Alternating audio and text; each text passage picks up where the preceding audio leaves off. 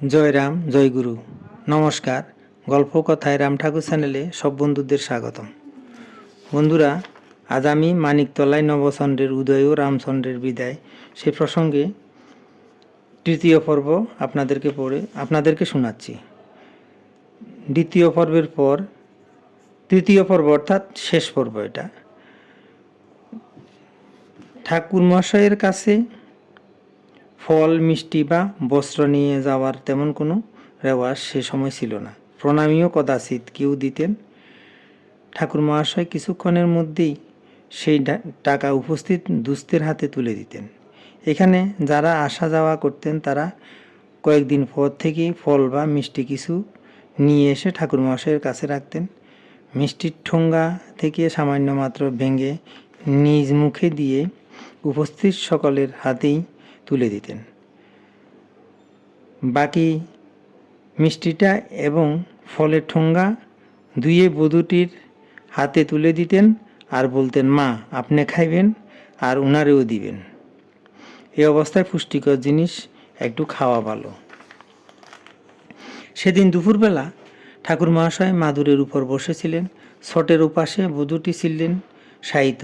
ক্ষণকাল পরে তিনি তরতর করে সিঁড়ি বেয়ে একতলায় নেমে এলেন। ওই বাড়িরই একতলায় এক ঘরের সামনে দাঁড়িয়ে ঠাকুর মহাশয়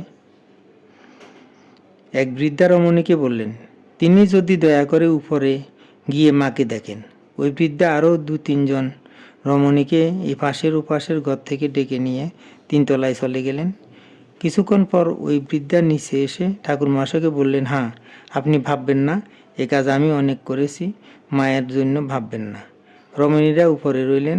ঠাকুর মহাশয় বাড়ির পিছনে যে এক ফালি ফাঁকা জমি ছিল সেখানে গিয়ে দাঁড়িয়ে রইলেন। ঘণ্টা 2-1 বাদে সহসা সিঁড়িতে রমণীদের কলকণ্ঠ ভেসে এলো। কোনো ঘর থেকে শুভ শঙ্খের নাদও শোনা গেল। সঙ্গে সঙ্গে উলুধ্বনিতে মুখরিত হয়ে উঠল ভগ্নপ্রায় বাড়িটি।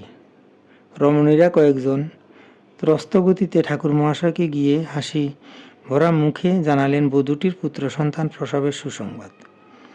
আরও জানালেন তারা ঘরদোর নিকিয়ে মুছিয়ে পরিষ্কার করে রেখে এসেছেন, এবার তিনি উপরে যেতে পারেন। সেদিনকার সন্ধ্যাটি এ বাড়ির দারিদ্র নিষ্পেষিত নরনারীর পক্ষে বড়ই মধুময় হয়ে উঠেছিল। সকলেই আনন্দ করছে।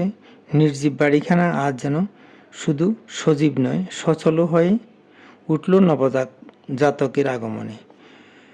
কিছুক্ষণ বাদে গৃহস্বামীও ফিরে এলেন, আবার চলে গেলেন। এবার ফিরে আসলেন তিনি এক হাঁড়ি মিষ্টি নিয়ে।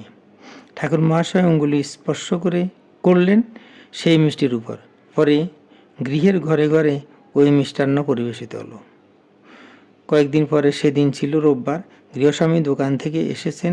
ঠাকুর মহাশয় চাদরখানায় নিজের অঙ্গ আবৃত করে দম্পতির সামনে এসে দাঁড়ালেন, বললেন, আমি এবার আসি গিয়া। নবজাতককে ঠাকুরের 2 চরণ স্পর্শ করালেন তার মাতা। পরে উভয়েই ঠাকুর মহাশয়কে প্রণাম করলেন।